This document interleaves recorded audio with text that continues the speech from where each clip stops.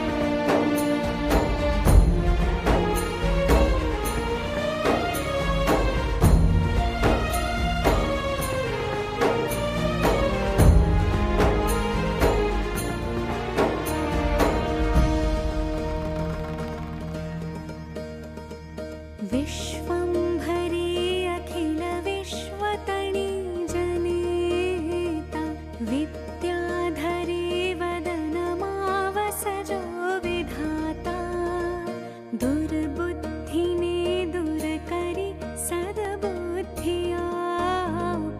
मां पाहि ॐ भगवति भवदुःखकापो मा कर्म जन्म कथनी सृष्टि मातु जविना नथी कोई मारू कोने कहूँ कठिन योग तणो बड़ापो मां पाहि ॐ भगवति भव दुःख कापो।